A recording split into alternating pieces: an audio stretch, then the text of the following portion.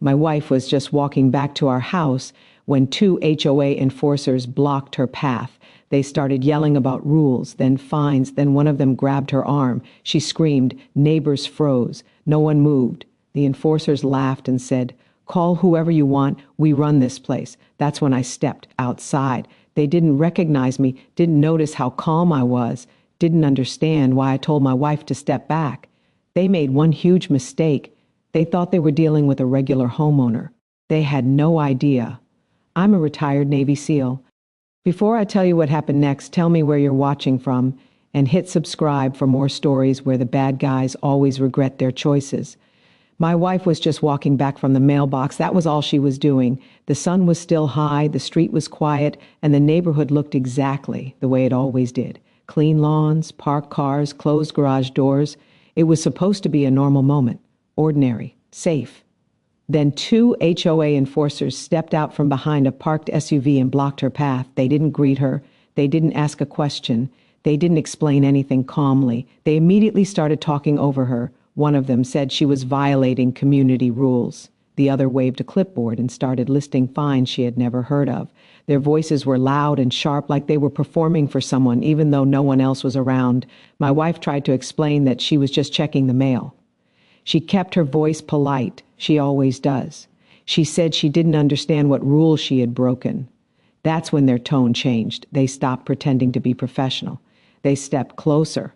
One of them told her to stop arguing. The other said she needed to learn how things work around here. They spoke to her like she was a problem that needed to be corrected, not a person. Then one of them grabbed her arm, not hard enough to leave marks right away, but hard enough to make a point. She screamed. The sound cut through the quiet street like glass breaking. It wasn't loud for long, but it was enough. Curtains moved. Doors opened a crack. I know people saw. I know people heard. But no one stepped in. The enforcers laughed. One of them said, "Relax. This is private property. We run this place." That was the moment everything changed.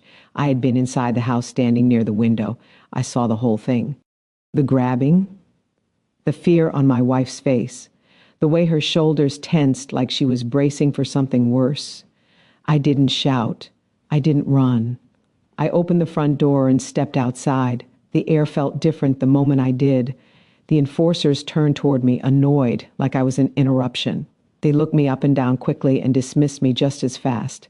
To them, I was just another homeowner, another person they could intimidate. One of them smirked and told me to stay out of it. That's when I told my wife to step behind me. She hesitated. She always worries about me, but she did what I asked. I stood between her and them. They didn't recognize me. They didn't recognize the way I stood. They didn't recognize the calm. People think anger is dangerous. It isn't. Panic is. Calm is what comes right before control. One of the enforcers puffed out his chest and said they had full authority. The other told me I could be fined for interference. They spoke loudly, hoping the noise alone would scare me. It didn't. I asked one simple question. "Why did you touch my wife?" They laughed again. One of them said HOA rules allowed physical enforcement if necessary. He said it casually, like it was something he'd said before, like it usually worked. That was when I knew this wasn't a misunderstanding. This was abuse. I looked at my wife and told her to go inside and lock the door. She didn't want to leave me out there, but I promised her I would be fine. She trusted me. As the door closed behind her, the enforcers' confidence shifted. They thought they had won something. They thought I had backed down. They were wrong. I didn't raise my voice. I didn't threaten them. I didn't move closer. That made them uncomfortable. One of them stepped toward me anyway, trying to get in my space. He poked my chest with his finger and told me to stand down. That's when I took my phone out and started recording. Everything changed again. Their smiles faded. One of them told the other maybe they should leave. The other shook his head and said, "No, we finished this." That sentence told me everything I needed to know. They thought they were in control. They thought power came from numbers and noise. They thought no one would stop them. They had no idea who they were standing in front of. They didn't know about the years of discipline. They didn't know about the training that never leaves you. They didn't know what calm really meant. They thought they were dealing with a normal homeowner. They had no idea I was a retired Navy SEAL, and they had just crossed a line you don't get to uncross. The two enforcers puffed up their chests the moment they realized I wasn't backing down. It was like watching a switch flip. Their voices grew louder, their movements sharper, and their confidence suddenly felt rehearsed. One of them adjusted the badge on his vest, making sure I could see it clearly, while the other angled his body to block my view of the street, as if cutting me off from help would make them stronger. "We have full authority here," the taller one said, pointing at the badge like it was a shield. "You're interfering with official HOA enforcement," the other nodded quickly, and added, "If you don't step aside, we'll call the police on you." The threat was meant to scare me. They expected a reaction. They expected anger, panic, or retreat. What they didn't expect was calm. I looked at both of them, then asked one simple question. "Why did you touch my wife?" The words were quiet, clear, direct. They laughed. Not the nervous kind of laugh that comes from being unsure, but the cruel kind. The kind that says they'd said worse things before and gotten away with it. The taller enforcer tilted his head and shrugged like the answer should have been obvious. "HOA rules allow physical enforcement if needed," he said casually. "People don't listen otherwise." That sentence settled into my chest like a stone. This wasn't a misunderstanding. This wasn't a mistake. This was a pattern. They weren't enforcing rules. They were enforcing fear. I glanced toward the house. My wife stood just inside the doorway, hands clenched together, eyes wide. She was trying to be brave, but I could see the shock still shaking through her. No one should ever feel unsafe in front of their own home. I turned slightly and spoke to her without raising my voice. "Go inside. Lock the door." She shook her head. "I don't want to leave you." "I'll be fine," I said, meeting her eyes. "I promise." She hesitated, then nodded. The door closed quietly behind her, the lock clicking into place. The sound echoed more loudly than it should have. The enforcers noticed it too, and for a moment they exchanged a look that said they thought they'd won something. "You see," one of them said, "that's how it works." They stepped closer, trying to crowd me, trying to reclaim the space they believed belonged to them. One of them waved a clipboard inches from my face, rattling off violations that made no sense. Numbers changed mid-sentence. Rules contradicted each other. It didn't matter. They weren't trying to be right. They were trying to be loud. I stood still. That unsettled them. People often confuse calm with weakness. These men made that mistake. They leaned in, lowered their voices, and tried to sound threatening instead of official. "You don't want trouble," the shorter one said. "This neighborhood doesn't forget." I nodded once. "Neither do I." That was when the taller enforcer reached out and poked my chest with a finger, a small gesture meant to provoke. "Stand down," he said. "Last warning." I took a slow breath and pulled my pee. Home from my pocket. I didn't point it at them dramatically. I didn't announce what I was doing. I simply started recording and held it where it could see and hear everything. The change was immediate. Their posture shifted. The laughter disappeared. The shorter one glanced at the phone and then at the houses lining the street. Curtains were moving again. Someone across the way stepped onto their porch. Another neighbor raised a phone of their own. "Hey," the shorter enforcer muttered. "Maybe we should." "No," the taller one snapped. "We finished this." That told me everything I needed to know. One of them still believed noise and intimidation could carry the moment. The other had just realized it couldn't. I kept my voice steady. "You've made a claim of authority. You've admitted to touching my wife. You've threatened me. This recording is for everyone's protection." "For ours too?" the taller one scoffed, trying to regain ground. "For the truth," I replied. Silence hung between us. The street felt smaller, like the neighborhood itself was holding its breath. Somewhere down the block, a car passed slowly. The day continued like nothing was wrong, and yet everything was. The enforcers huddled for a second, whispering.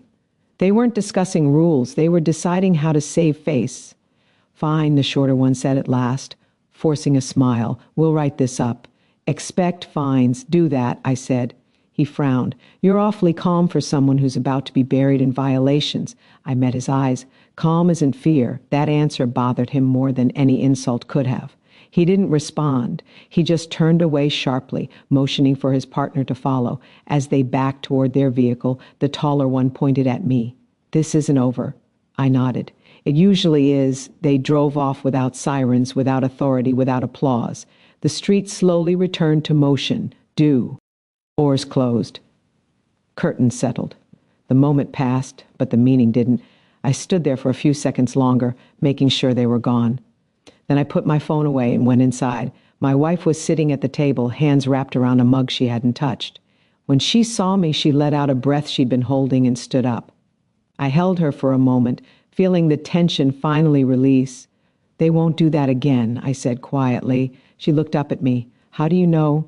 "Because bullies rely on silence, because fake authority collapses under light, because games change when people stop being afraid, and because what came next would make sure they never forgot it." I didn't raise my voice. I didn't threaten them. I didn't move aggressively. That was what unsettled them the most. People who use intimidation expect resistance or fear. They rely on noise, fast movements, and emotional reactions to keep control.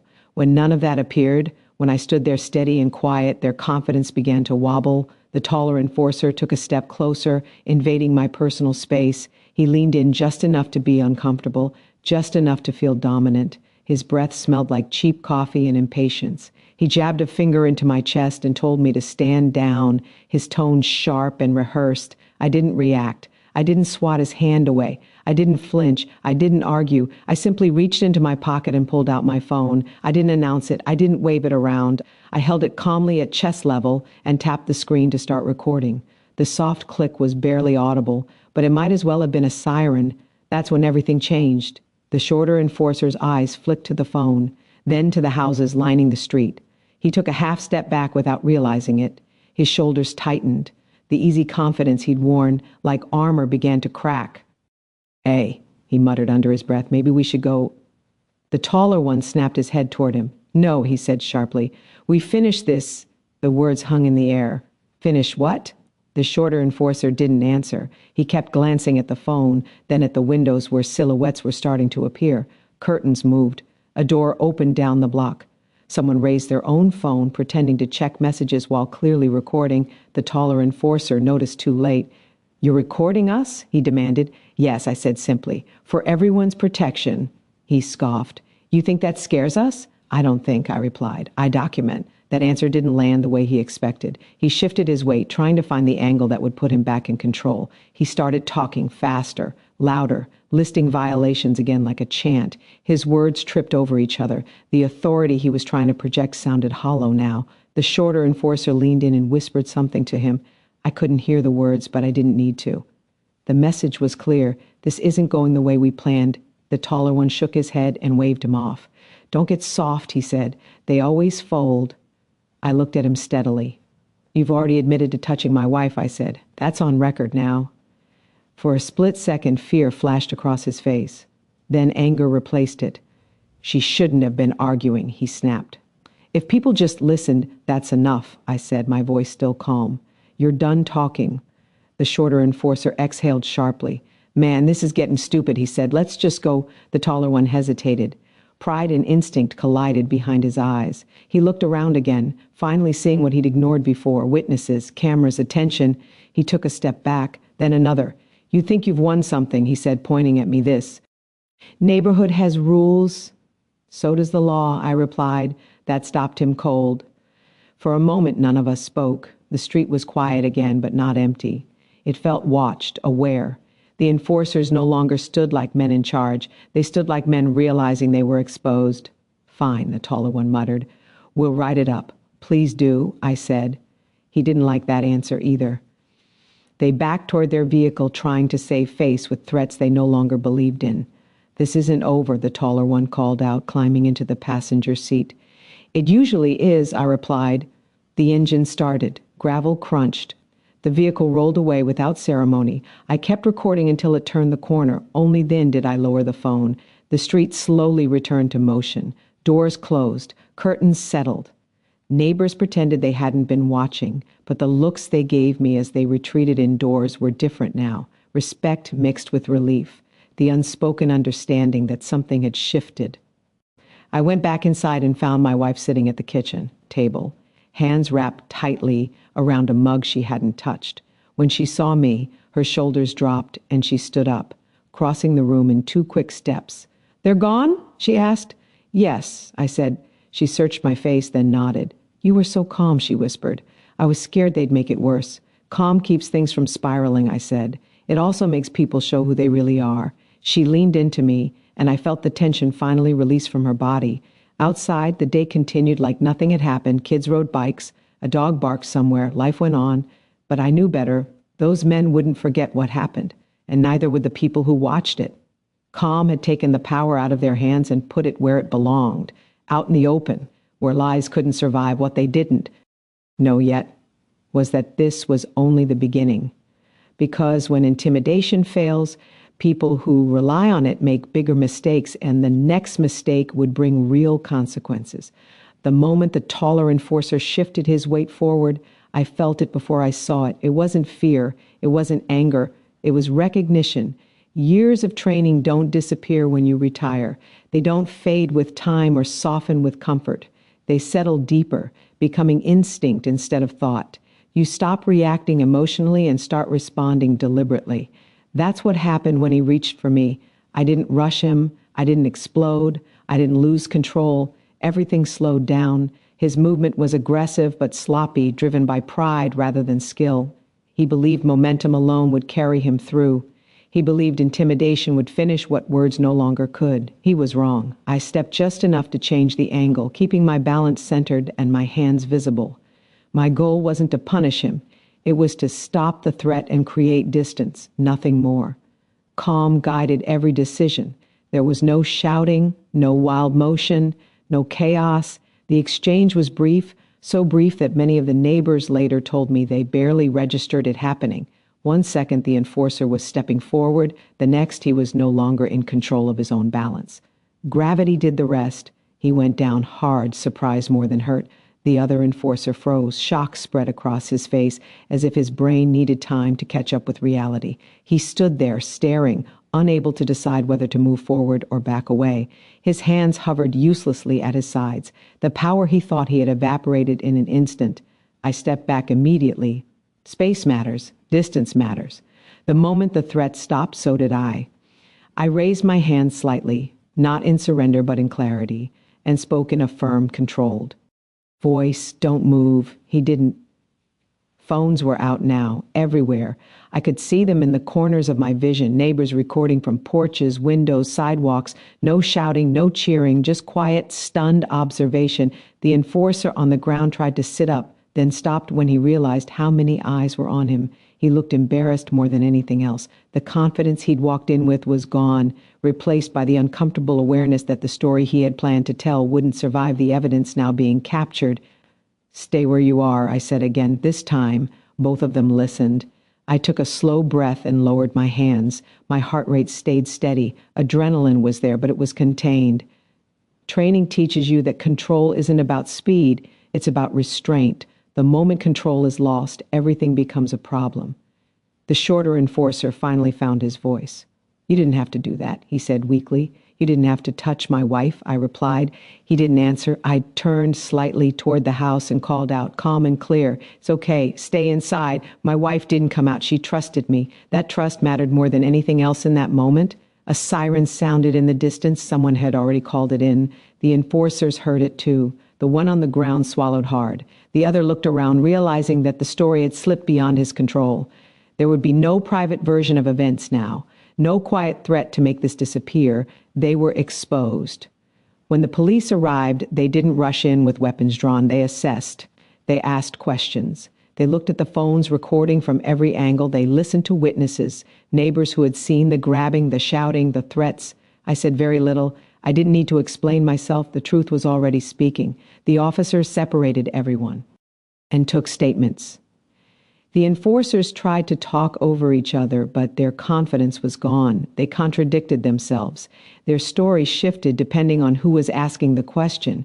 Mine didn't change. I told the officer exactly what happened, calmly, clearly, without embellishment. I explained that my wife had been grabbed, that I intervened to protect her, and that the moment the threat stopped, so did I.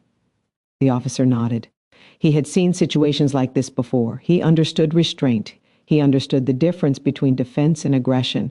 The neighbors' videos filled in the rest. By the time the officers finished reviewing them, the outcome was no longer uncertain. The enforcers were cuffed, not dramatically, not roughly, just firmly. The HOA badges they wore were removed and placed into evidence bags like the meaningless props they were.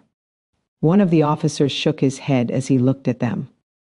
"You don't get to put your hands on people," he said simply. The street was quiet again. As the patrol cars pulled away, neighbors slowly drifted back to their homes. Some nodded at me. Some mouthed quiet words of support. No one clapped. This wasn't entertainment. It was accountability. I went back inside and locked the door. My wife was waiting for me, standing near the hallway. She didn't ask questions. She just wrapped her arms around me and held on. I held her back, feeling the last of the tension leave her body. "It's over," I said. She nodded against my shoulder. "I know." Outside, the day continued like nothing had happened, but something had changed. The enforcers had learned that fake authority collapses when it meets calm resistance. The neighborhood had learned that silence isn't safety, and my wife knew, without a doubt, that she would never stand alone again. Training didn't make me violent. It made me controlled, and control is what ended it. The sound reached us before the lights did. Sirens, steady, unmistakable, rolled through the neighborhood, growing louder as they turned onto our street. The enforcers heard it too. The man on the ground stiffened, eyes darting, while the other took an uneasy step back. The confidence they'd worn like armor only minutes earlier cracked completely. Real police this time, not badges printed on plastic, not threats shouted from behind clipboards. Actual officers arriving with purpose. 2 patrol cars slowed to a stop near the curb. Doors opened. Officers stepped out calmly, scanning the scene without panic or aggression. They didn't rush. They didn't shout. They assessed. That alone told me everything. This was going to be handled the right way. "Everyone stay where you are," one officer said evenly. The enforcers immediately started talking over each other. They claimed misunderstandings. They claimed provocation. They claimed authority. One of them pointed at me and said I had attacked an officer. The other waved his HOA badge and insisted they were enforcing community rules. The officers listened. Then they turned to the neighbors. And that's when the story fell apart. A woman from across the street stepped forward first. Her voice shook, but she didn't back down. She described seeing my wife grabbed. A man near the corner added what he'd heard, shouting, threats, laughter. Another neighbor raised a phone and said quietly, "I recorded everything." More phones came out, angles, audio, timestamps. Truth doesn't need volume when it has evidence. The officers took the phones carefully, nodding as they reviewed the footage. They didn't need to watch long. The grabbing was clear. The threats were audible. The attempt to intimidate was undeniable. My wife stepped forward then. She was shaking, but she stood tall. She explained what happened from the beginning. Walking back from the mailbox, being blocked, being shouted at, having her arm grabbed. She didn't exaggerate. She didn't accuse. She just told the truth. The officers listened. One of them looked at the enforcers and asked a simple question. "Do HOA rules authorize physical contact?" There was no answer. Another officer asked, "Are either of you sworn law enforcement?" Silence. The shift was subtle but final. The officers stopped looking at me as part of the problem and started looking at the men who claimed power they didn't have. "Turn around," one officer said. The first set of handcuffs clicked into place. Not roughly, not dramatically, just firmly.